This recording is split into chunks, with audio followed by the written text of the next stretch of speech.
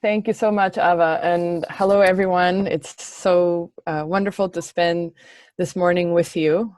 I know that, a lot is happening in all of our lives right now, and we're adapting to much change. And it's just a beautiful privilege to be able to spend some time with you, sharing some of the things that we've been learning uh, very quickly over the last several weeks, as I'm sure you have as well.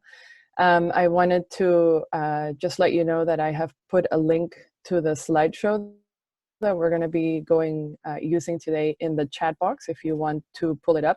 There are some links in there as well so that you can have access to those after. We won't be going into everything that's in the slides in the interest of time, but you can use those links after that. So I'm going to share my screen now so we can oh, I guess I'm not allowed to. Ava, are you able to share your screen? Nicole, you should be able to share now. Sorry, I had not enabled earlier. Oh, there we go. Okay. Great. Here is, okay, let me go into present mode. And if you can give me a quick yes to whether you can see my screen. Yes, we got it. All right. I know it's loading, so just bear with me for one quick second.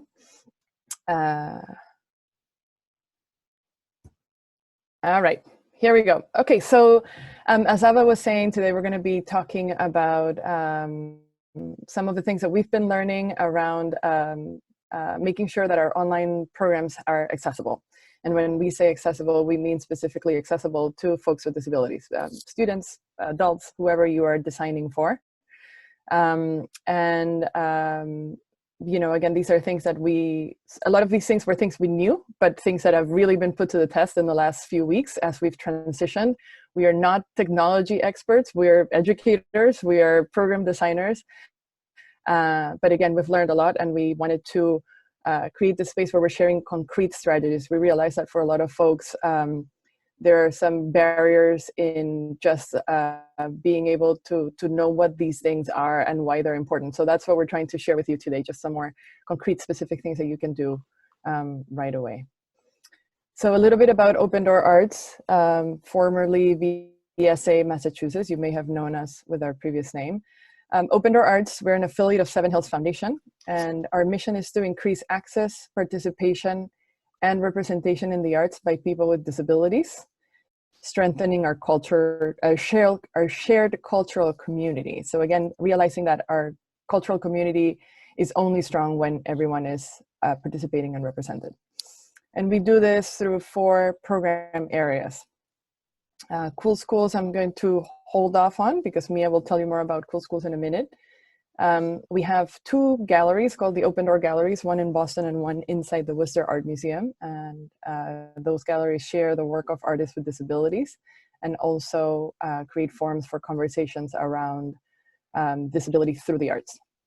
We do a lot of professional development, both for educators and for cultural organizations around best practices in inclusion and accessibility. And we have a lot of community engagement programs where we bring people together to celebrate, to just share our common humanity through the arts. So I'm going to transfer it over to Mia, who's going to tell you more about our education programs. All right, thanks, Nicole. So as Nicole mentioned, Cool Schools is our name for our education programming. If you're able to go to the next slide. So in Cool Schools, we work in all art forms and we work in arts integration. We're working with a wide range of learners. We go into schools to do this programming. I should start by saying that. So we work with school partners, and we're working with a wide range of learners, both in terms of age. We go from K0 through age 22, that being high school equivalency programs. And we work with a wide range of learners, all sorts of different learning styles, communication styles, classroom contexts, inclusive settings, sub-separate settings, all sorts of classrooms, English language learning classrooms. And we in this transition that has provided special challenges to creating online learning content that can also do the same job of reaching that wide range of contexts. So we've been doing a lot of learning as we go in terms of how to make sure that we are still able to fulfill our mission in bringing arts, accessible arts learning opportunities to a wide range of learners in a meaningful way that also connects us to each other. So a little bit more context for how this online learning journey began for us. Some of the considerations that we had to contend with were that we have limited or no direct contact to our students. All of our contact to our students had to go through a third party, which is the school. And schools were also doing their own learning as to how to create online opportunities that were accessible and beneficial to their students. So we were learning alongside each other in terms of how to get content to our students. Additionally, as is true for both Nicole and I, it's also true for our teaching artists who are doing a lot of that direct implementation. We have very expertise and comfort with tech. So whether that be being on camera, whether that be even knowing how to record, whether that be creating a video, creating a PowerPoint, it's a foreign format for a lot of us. So we were doing a lot of learning on the in the shadows to try and be able to extend these opportunities to our students. So I think the primary thing to remember is that for our design, we had limited direct access to our students. And I think that's the primary difference that can affect what you are creating. But we did find some creative ways around that. Some of you won't need that. You might have direct contact with your students. But I think all of the things that we learned in terms of access and tips that we're going to extend can be applied to any context. All right, so we can move on to the next slide. Sorry, it's just not moving for some reason. Hold on one second. There we go. Oh, oops, sorry. There we go. All right, so our agenda today for what we're going to continue on in our 45 minutes with you that we still have, we're going to talk a little bit about why it's important to be considering accessibility.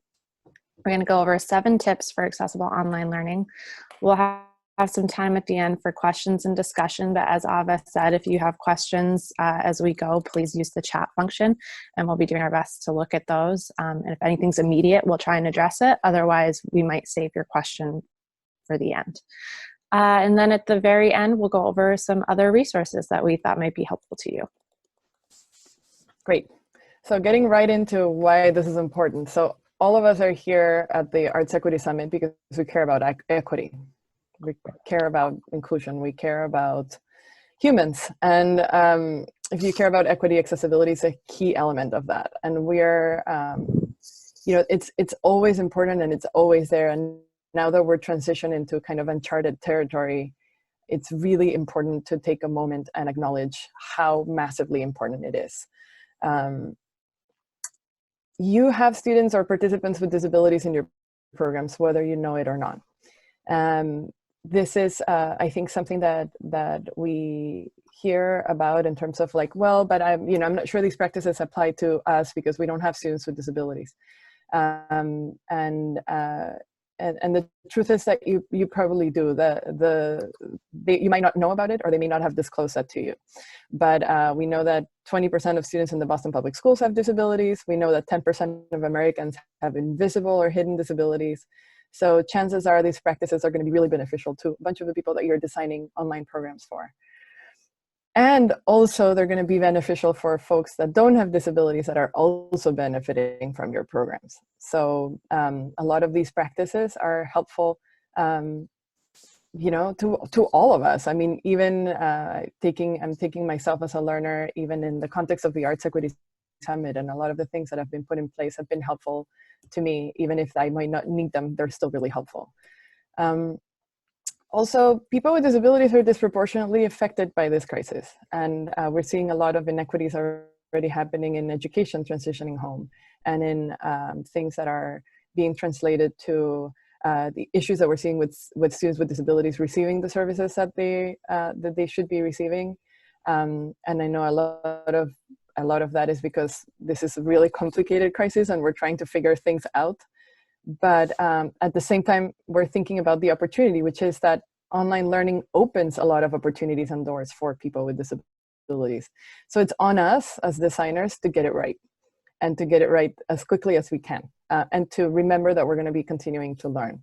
So we're hoping again that that we're going to give you some concrete strategies. So we're going to move right into these tips. So these are tips that we put together, in the last couple of weeks, mainly as we were kind of wrapping up these first few weeks of designing online programs and learning alongside our teaching artists, and realizing that for the first few weeks, like all of us, we were running and running and running and getting stuff out as quickly as possible. And that this was a great time, especially now in Massachusetts, at least, that schools have been closed for the rest of the school year. And this announcement was made this week. This is also a very important time for us to say, okay, now that we're in this for the long run, what have we learned? And what are the things that we want to be sure are always embedded in our online learning programs moving forward? So we're going to get right into these 7 tips. The first one is use closed captioning. This is a practice that I guess is familiar to all of us when we watch movies or when we're watching any kind of video and captions are there. And it's really important to make sure that any type of video that we're putting out, or any interaction where there are people speaking in a screen, is captioned as much as possible. So we're going to give you some suggestions on how you might do that. The easiest way, or the platform that we're using that we've found most helpful, has been YouTube. And we know that YouTube presents some barriers. Some school districts, for example, don't allow YouTube videos. So this is something that you have to check with within your own context, whether YouTube is allowed. But the reason why we're recommending YouTube is because YouTube automatically captions videos. I would push pause for a second and just say that it automatically captions videos, but it doesn't always do a stellar job of captioning videos. So if you see here on the screen where it says activate and edit closed captions on uploaded videos, the word edit is a link to a document that Mia put together to help our teaching artists learn how to edit captions on YouTube videos. This is really important. We have actually noticed that some of the captions that in videos that were going to our younger students had curse words in them, because YouTube was auto captioning and things got translated wrong. So it's really important that you go in and that you clean it up. But at least YouTube gives you a platform where it's much easier to get started, because it puts most of the words correctly out there. You can just go from there. A tip around captioning: if you're putting any video together and you know that that video is going to be captioned, try to see if you can record in a way where most of the action is happening in the top 2/3 of the screen. That way you're leaving that bottom third for the captions to populate. If you have, for example, things that are written out or your mouth below that line, when the captions come up, they're going to be blocking the content on the video. So just keep that in mind as you record. I'm going to walk you super quickly on how to turn on captions. This is a YouTube video by one of our teaching artists. Don't worry about the content as much, but I'm just going to hit pause, and you see down here CC. You just click on CC and that automatically turns on the captions. As I was saying, it takes between 1/3 and 1/4 of the bottom of the screen, and it'll auto-populate the captions. And again, if you click on edit up here, we'll walk you through how to edit those captions to make sure you get them correct. Another really great perk of YouTube in terms of captions, and this is again thinking about access, both for folks that have that are either deaf or hard of hearing, or who might process better when it's reading as opposed to auditorily, is that YouTube also offers you the option of translating captions to other languages. So this is a great option for students who are English language learners. And also we found it's been really great for our students who are home with caregivers for whom English is not their first language, and the caregiver is supporting their young person or the person that they're caring for in their online learning. So it's a great opportunity to say, hey, maybe you can understand the language, but the person that's caring for you might do better if the captions are translated. So I'm going to walk you again through how to do that. So here's that same video. It's populating the captions automatically in English. If you go to the settings wheel, which is right next to CC, and you click on that, oops, sorry. I think I might need to go into YouTube to do this. One quick second. If you go into the settings wheel, take 3. Let me try that one more time. All right, here we go. I'm gonna go into YouTube so that I can show you there. There we go. Okay, so I'm gonna pause the video and just one quick second. There we go. And you go into settings.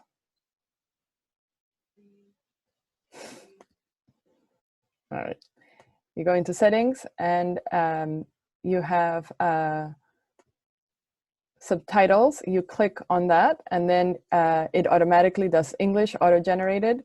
If you click on that, if you click on this, you can auto-translate, and you can go into quite a few languages here. So you can say, I want this translated to Greek. And there are your captions in Greek, which is great. So that is, again, a really helpful thing to have. One important tip also relating to this is that you should try to verbalize any written information so that it's also populated onto the captions so that then they can be translated. So you might have things typed up on the screen on your video. Make sure you also say them out loud so that they can populate into the captions and they can be translated if people are using the translate feature. And again, if you take the time to go through and close caption really well with correct grammar and punctuation, the punctuation you really have to add. The CC doesn't really pick up punctuation.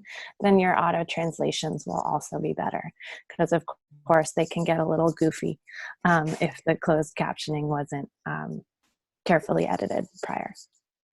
Thank you, Mia. And I would just say, of course, YouTube is not the only way to caption videos. This is just something we're suggesting because it's going to give you some shortcuts, but there are other ways in which you can add captions by using software like iMovie, for example. It's just a lot more time consuming, or you through third-party captioners with Vimeo or other platforms. If you're doing live classes or meetings using platforms like Zoom or Google Meets, here's Mia and Portia. Google Hangouts is a platform that we like. We do morning meetings every day with Open Door Arts. You can see Mia and Portia there. And we use Google Meet or Google Hangouts, and those provide captions automatically, which is nice when you're doing, a small conversation and you can get them captioned. They do a fairly good job of captioning. You can caption Zoom calls. You just need a third party, and it's a little more complex. But here is to the right side of the slides, you will see a link that says find out how to get Zoom calls captioned. So if you want to learn more about that, click on that link and you'll get more information. And yep, there we go. Mia, to you. All right. So our second tip here is to present information in multiple formats. And so Nicole was touching on that a little bit with closed captioning, because of course that is providing text for what you are saying. But as we would do if we were teaching live in person, we're always considering the ways that our learners might be engaging with different information. And so we want to make sure that is present in multiple formats. So what we're talking about here are, for example, having visual support such as images for what you are saying, having verbal descriptions of the visuals being shown. So talking about any images that you have, such as you will see below in the right corner, there is a photo of artwork depicting the body. I'm having trouble doing this. Depicting bodies with stitching. The bodies are done in black outlines on a white background, and there are numbers below each image, each body image. Each one is different, having different details such as red hearts, such as different clothing, such as different hair colors, all done with thread and stitching. In addition to verbally describing things, again, and this is a accessibility feature for those who have low vision. Also having alt text on your images. So again, in that bottom right corner, there's an example of the description of the image being next to it. It says a side view of 9, it's actually really small for me on my screen, but of 9 fabric rectangles, et cetera, et cetera. Additionally, when you're using alt text, this is a short written description of an image that makes it accessible to folks using screen readers. So it's something you can add to an image. How you do that often depends on the platform you're using, whether it's a website, a document, social media. So it's best to do a Google search on how to add that alt text if you don't know already. And it isn't that complicated. Oftentimes it's just a matter of right-clicking on it and selecting the option to insert alt text. And what that does is anybody using a screen reader will now be able to know what that image is right away. Additionally, something that is easily overlooked when we are doing online learning, and again, this has been something that we've been learning as we've been creating, are opportunities for kinesthetic engagement. It's especially something that we should be considering as we're spending more and more and more time at home sitting as well as in front of our screens. How can we be providing opportunities for our kinesthetic learners and for getting information into the body? So even if it's just a matter of inviting students to raise their fingers with you as you're going through things, bring up one finger for the first activity we're doing, second finger for the second, third for the third, and you're not necessarily going to be able to see them doing that if it's not a live format, but inviting them to do things that are going to bring the learning into their bodies. Additionally, I know when we're teaching, we really think about the physical needs of our students because we can see them right in front of us. We may be able to see if they need to take a breath. We may be able to see if they need to take a stretch break, all sorts of things like that. Try and add those into your learning anyway, even though they're not there in front of you. On the bottom of this slide, you'll also see to the left, this is an example of a slide in one of our remote gallery tour that we put together. And there's a lot of different formats here for how you can engage with looking through the art. There's text, there's video, there's closed captioning on the video, and additionally, there's a description of what is in the video so someone can choose as to whether that is the best format for them. Sorry, I clicked too early. Mia, were you finished? Oh, no, you were perfect, actually. Okay, great. Awesome, thank you. All right, so moving on to tip number 3, choose accessible text options. So this is around accessibility in terms of anything that you do that has text embedded in it, and it's more around formatting of that text. So first, looking at fonts. On the left side, you have some sans serif fonts. If you're familiar with that, what that means is the fonts that don't have the little lines at the end of a letter. So Arial, Helvetica, and Verdana are examples of sans serif fonts. There's many, many, many others. Sans serif fonts tend to be easier to read and to understand. So both to read by folks who might have low vision, but also to understand for sometimes learners or folks that have language-based learning disabilities, such as dyslexia, have an easier time reading censored fonts than reading serifed fonts. On the right side, you will see examples of either serifed fonts or fonts that are very ornate. Those fonts can be a lot harder to read, especially when they're in small print. If you need to use serif fonts, for example, because it's part of your branding, try to see if you can use them for things like titles or things, or when they're printed larger, and see if you can use serif fonts for bulk smaller text.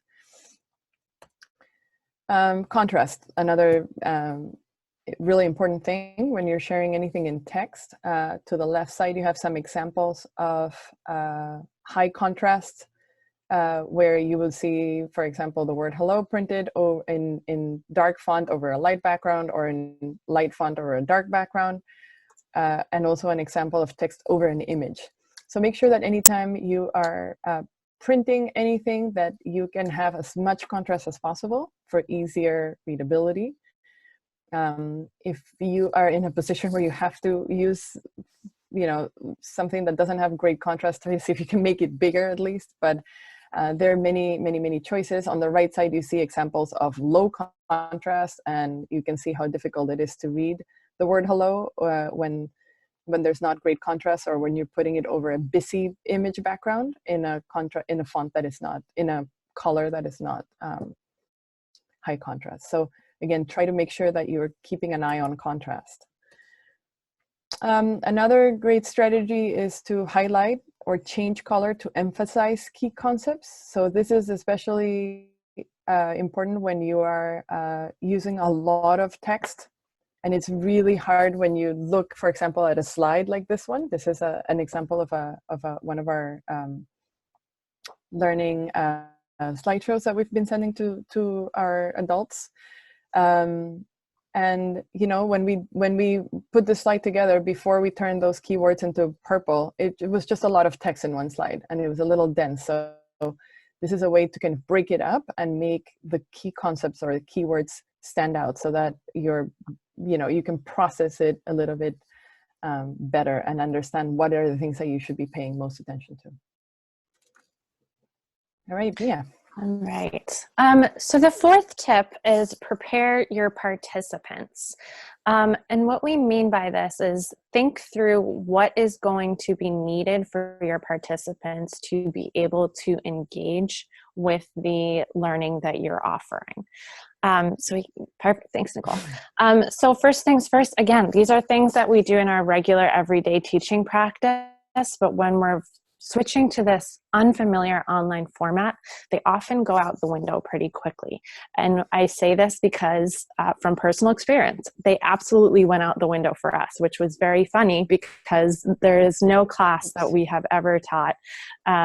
Nicole, if you can go back. Sorry. There we go. There's no class we have ever taught where we have not brought a schedule with us. It's a fundamental aspect of making sure that your classroom content is accessible. Yet for some reason, once we were switching to an online format, we didn't have schedules. We didn't let our students know what it was that they were going to be learning during their time with us in this online video, whether that be live, whether that be pre-recorded, whether it be a PowerPoint, no matter what it was. Even if it's a packet that's being sent out. Having an agenda, having a clearly articulated goal or schedule that can be referred to throughout, so students can track where they are in your lesson and know what it is that's expected of them during that time. Again, reinforcing that schedule with multiple formats, visuals, etc. All right. And then thinking about what are the materials that it's going to be necessary for your participants to gather before they're able to engage with your lesson. Typically, we would provide those materials for our students, and we would have them really, really well organized and ready to pass out, and easily accessible, considering what material accessibility needs students will need, all of that stuff. We would usually be doing all of that for our students. So how can we still do that for our students in this online format? And the best way that we have to think about that is clearly detailing what materials students will need to engage with your lesson, and alternatives in case they don't have one of those things readily accessible. What could they use instead that might make that possible? When you're creating your lesson, of course, be considering what materials are commonly available to our students, as those resources greatly vary. So now is probably not the time to be saying, let's do a lesson in acrylic paints, unless you know for a fact that every single one of your students has that at home, and it is unlikely that they do. So we're really creating a lot of lessons when it comes to visual arts things, doing a lot of lessons that work with recycled, upcycled material possibilities, working with found objects. We're also doing a lot of work to see about possibilities for getting art materials to our students as well, which has been an ongoing project that we could talk with people about in a different format. All right, and then finally, another important aspect of preparing your participants is considering guidance and instructions for how participants can be using the tech as part of your lesson. In the same way that a lot of us didn't know a lot of the different ways to use our tech, and in the same way that now we join Zoom meetings or Google Hangouts and we have a wonderful person like Ava here to be our tech support and let us know if you're not speaking, you should have yourself on mute. If you're having issues with this, you can try this.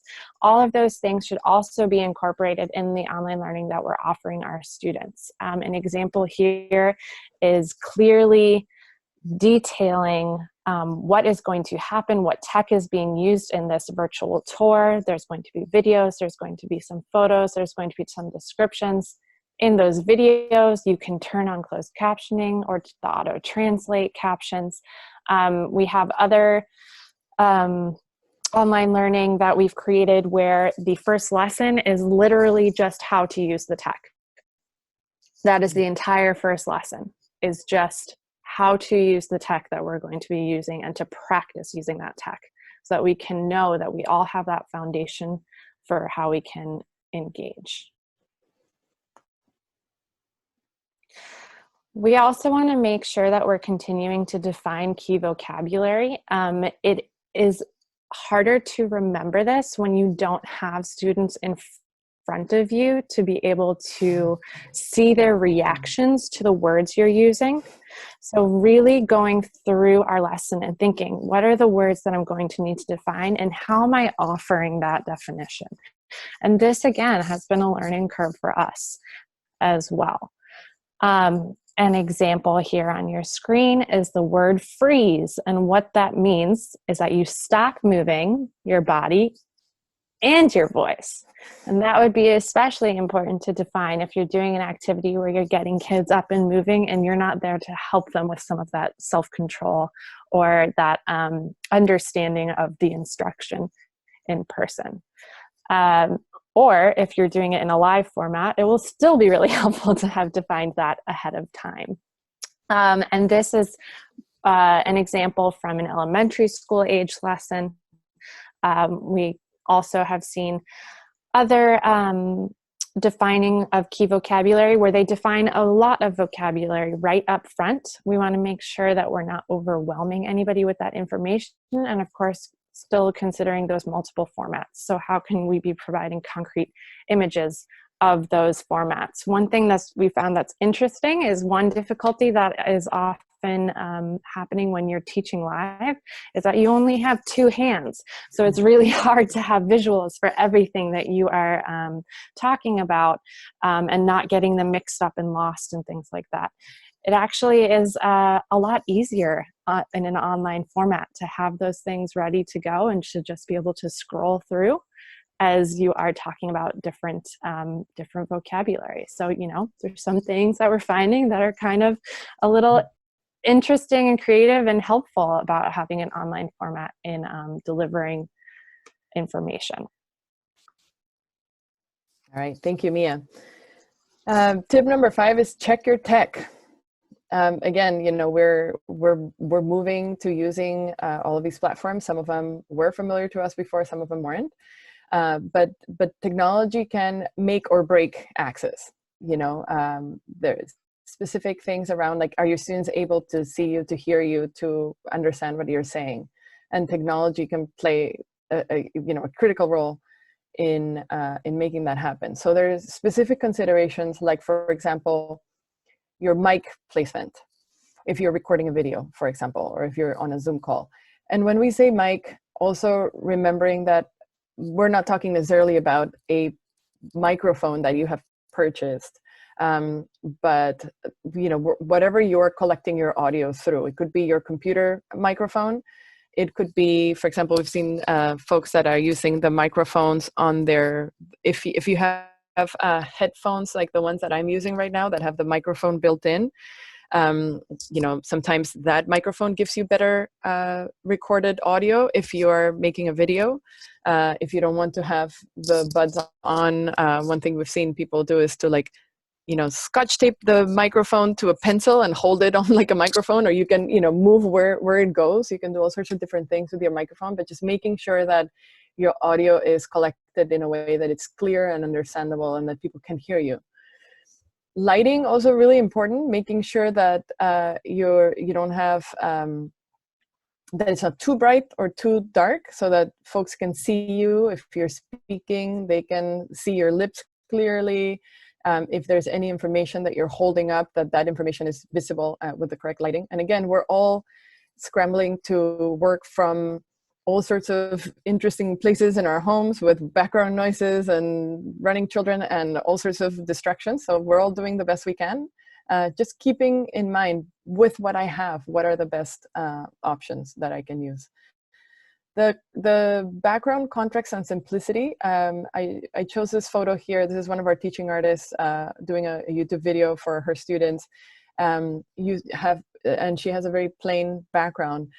So that way you can focus just on her and what she's saying. Sometimes backgrounds can be very distracting. I find myself getting very distracted sometimes when I look at their library collection there in the back. I wonder what books are on that. and my eyes just go into this other direction. And so just keeping that as simple as you can. Also, very often our teaching artists, and you may have experienced this yourself, might put text onto the video later on. And if that text is over a simple background, it's much easier to read it than if it's over a background that is busy.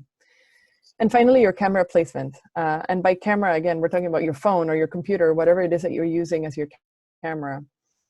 Again, making sure that if it's a video of yourself, that you're close enough where they can see your features and they can read your facial expression or read your lips, or be able to see you, that you're not too far away, you're not too close, that you're not, kind of like this right now. I'm tilting my camera so that you can see my eyes and my ceiling, but you can't really see my face. So just keeping an eye on those things and making sure that we're keeping in mind that that all of those things can really, really, really support access for our students.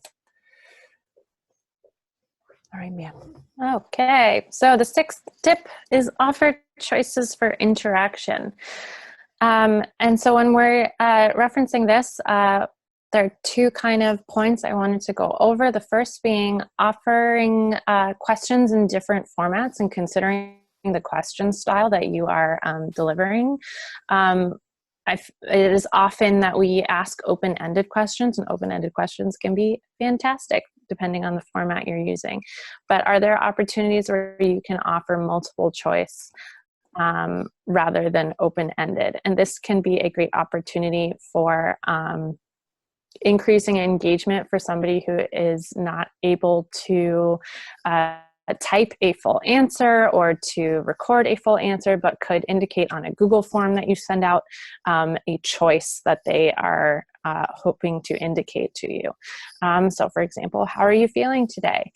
And one thing that's wonderful about Google Forms, which is a format that we've been using a lot for our online lessons, for those of you who don't have direct access to your students, Google Forms have been really, really helpful tool for us to be able to get input directly back from our students without having to necessarily access their Google Classrooms or access other online platforms that their schools might be using that give that direct access to them. We can send a link with a Google form that has embedded YouTube videos, that has questions, that has images that go along with those questions, and then we can get direct responses from the students themselves. So it's a great tool to be using if you do not have access to a live format to interact with your students. So this is an example of a question that was on a Google form. Oh, thank you, Nicole. You can click on that link that says Google form. That is a link to an example. We don't have to click on it, but it's a link to an example of a lesson that a music teaching artist of ours created, who is working with students with different communication styles, many who communicate through screen reader, through tech, as well as who are communicating in 1 to 2 word sentences, or through indicating choice with eye gaze, things like that. And so she has videos that are, and Google Forms that are a lot of multiple choice questions, a lot of videos, a lot of instruction for how to use the tech. Here's an example of, she was experimenting with sending audio as the choice for interaction. Again, she's a music teacher, so having the opportunity to hear the music that her students are creating was really important. So we found that with the Google form, I've been using Google Forms forever, but I never knew that this was a capability on them. Somebody can submit an audio file through a Google form. So we figured out a way to do that in what we hope is an accessible format, and we're experimenting with that as an option. So on that Google form, students, and it doesn't have to be a Google form, it can be whatever format you're utilizing, but providing multiple options for expression. So submitting an image, submitting text, submitting an audio file, a Google form, or video, letting your students choose what will be the best and most accessible way for them to express and engage with that lesson. And finally, tip number 7, and this is kind of tip number 1, but we're sharing it now, it's ask your students. So this is a really complex question when you're in the situation that we're in, where we're in most cases, we are not able to ask students directly. We're not doing Zoom calls, with the exception of one school. Mm-hmm. We're only interacting, as Mia said, directly through so we're sending materials and teachers are posting them, let's say, on their Google Classrooms. So how can you ask students if things are working for them, or what they need from you through, if you don't have direct interaction to them?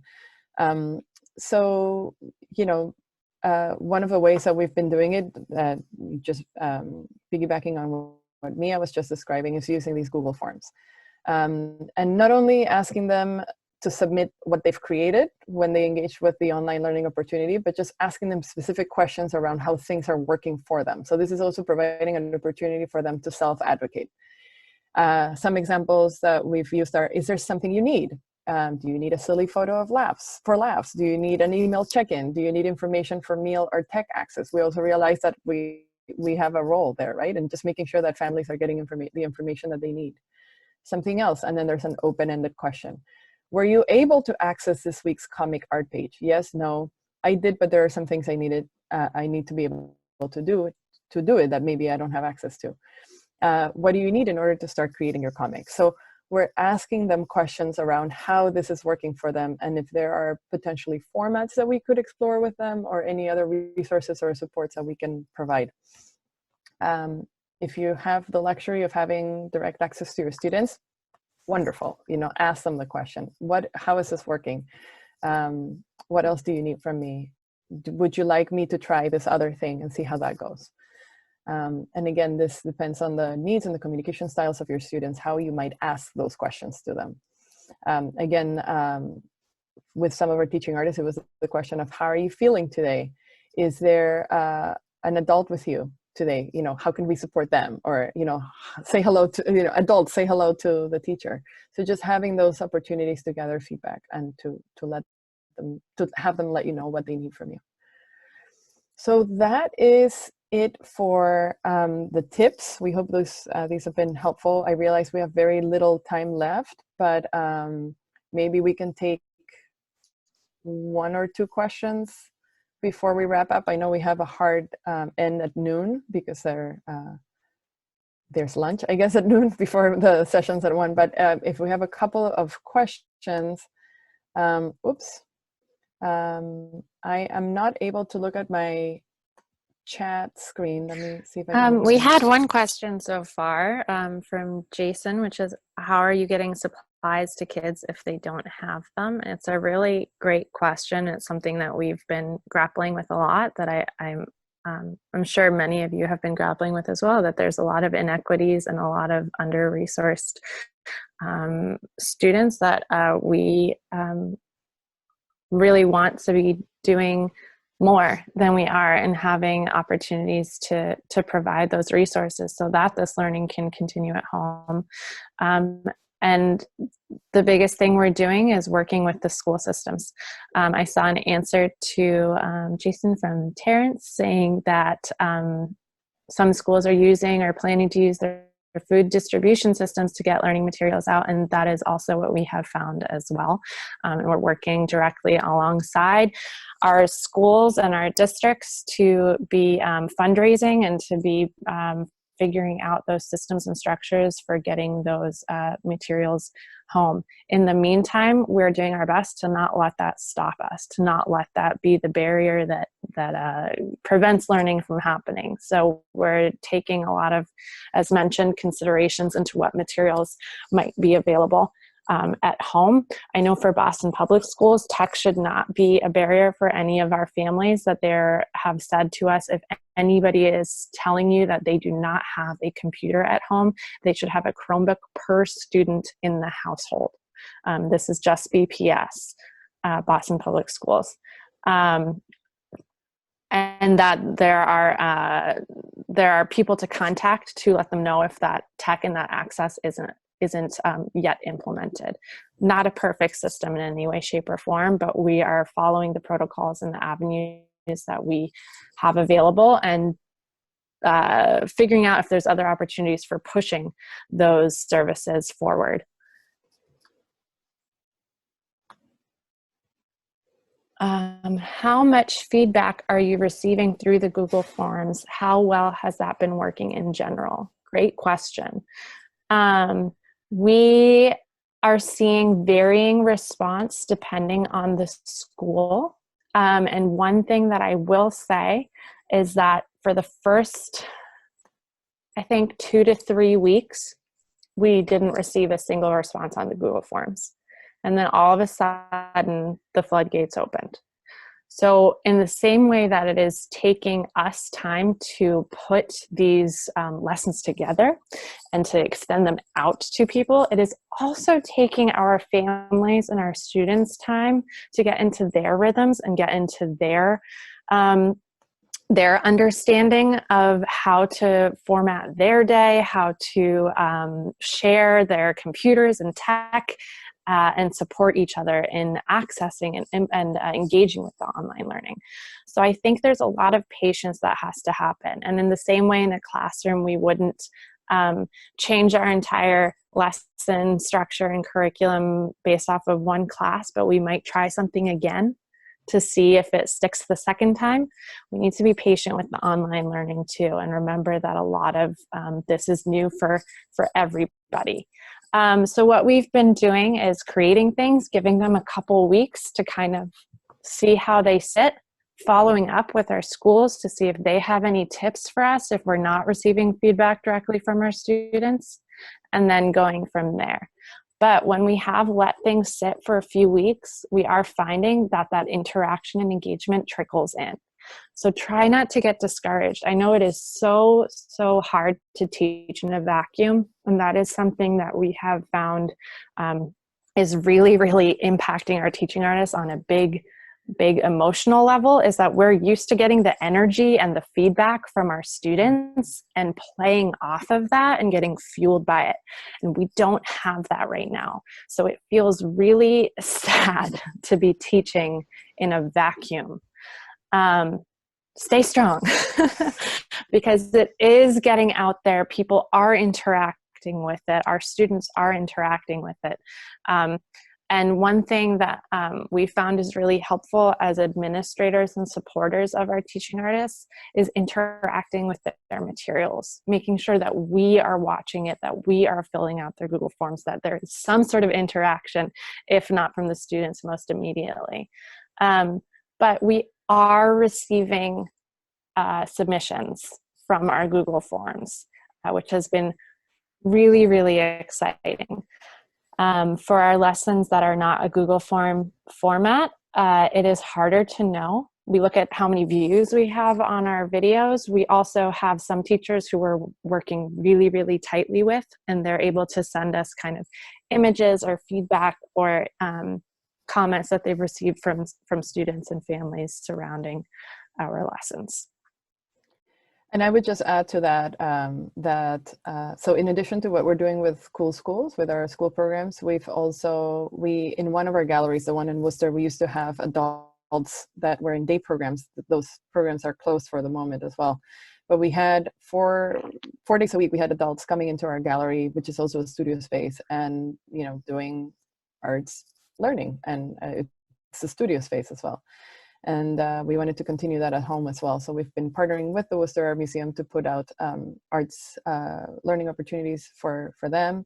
And one of the things that has been great, and I'm sure you're all finding this as well in your programs, is that now those online learning opportunities are not only accessible to them, but they're accessible to other folks in day programs that are also closed. And to, you know, we're affiliates of Seven Hills Foundation, which is a very large Health and Human Services, very comprehensive disability services organization that has thousands of participants in different program areas. We're able to get those online learning opportunities to all of them.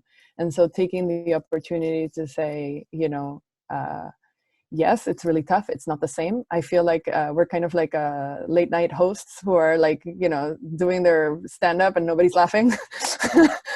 And it's really frustrating. But you know, I think just keeping in mind they are laughing. You just can't hear the laughter. And it's getting out to a really huge audience. So trying to kind of stay in that light. But I know we have to wrap up, and we wanted to leave you with a couple of resources. Oh, sorry, I'm going the other way. So again, a couple of people said in the comments, if we had shared the slideshow, it's the very, very first comment in the chat box is the link to the slideshow. So you'll be able to pull it up and click on these links. The first thing we wanted to share with you is a really wonderful resource that was created by our friends at the Boston Children's Museum. It is an accessible social media guide that they put together. They put it together internally, so it was meant to be for their staff, but they've gotten it to a point where they're ready to share it, and we're happy that they allowed us to share it with you today. If you're doing online programs that are relying on social media, check this resource out. They have really wonderful strategies and things for you to keep in mind. So check that out. The 7 tips for accessible online learning, which was initially a Google Doc that we then turned it into this presentation for today, is available on that second link. That is the link to the actual Google Doc. We're going to try to, we wanted to make it a Google Doc so that we could keep adding to it and keep working on it and hyperlinking things, so that, you know, if you want to learn more about how to do this thing, here's a link. So that's like a 1.5 pager, if that's a better format for you. And then the last thing I wanted to, we thought we should share with you is, you may be familiar with the Disability Policy Consortium. They're an amazing nonprofit here based in Malden. They have an office in the same building where our offices are. And they always do fantastic policy work around disability justice. And they've been exceptional since this whole thing started at just keeping us informed around how this is affecting the disability community, but also just moving legislation, pushing forward everything from, folks with disabilities running into issues around having AIDS and having PCAs and supports because of the COVID crisis. And they've been moving in incredible ways to get things moving and get folks with disabilities the supports and just the things that they need in the midst of a crisis. So this is a link to sign up for their weekly update. It's just a newsletter with fantastic resources. Again, keeping all of this in the context of disability justice and why it's so important that we do the work that we do and that we do it right now. And again, just leaving you with this feeling of urgency of we needed to move quickly, and we all did. And this is the time to pause, reflect, and remember that our design choices right now have massive implications on who's being able to learn and who's not. And we have this wonderful opportunity to implement these practices. Mia and I are here to support. If you have any questions or if we can be helpful in any way, our email addresses are on the screen. I am Nicole at opendoorartsma.org, and Mia's is Mia at opendoorartsma.org, and our website, opendoorartsma.org. You can find more information there. We have put all of the online learning, including the virtual gallery tours, on 2 different Google sites. If you're interested in those links, please email us and we'll share those with you. They're open and shareable, so we're happy to share those out. And thank you. Yes. Thank you so much. Jason just mentioned that some of the links might not be working. We'll take a look at that, but I believe if you open the slide deck individually, and I know if you try and click on it on the Zoom, it won't work, but it should work if you're using the slide deck opened on your own browser. But if those links aren't working, do not fear, we will try again, and we will be in touch with Ava and Marion to make sure that those links are accessible to you, even if we need to send them out individually in a different email. So we'll make sure those are accessible. Thank you all so much for, oh, they're working now. Yay. Thanks, Jason. Thank you all so much. It's been wonderful to get to share this time with fellow educators and others. So thank you so much. Please reach out if you have any questions or anything like that, or have any other tips for us. We love to gather more information and collect it all in one place for everybody. So thank you so much. Thanks, everyone. Hi, Faith. Everyone. Bye. Hi, Jerry.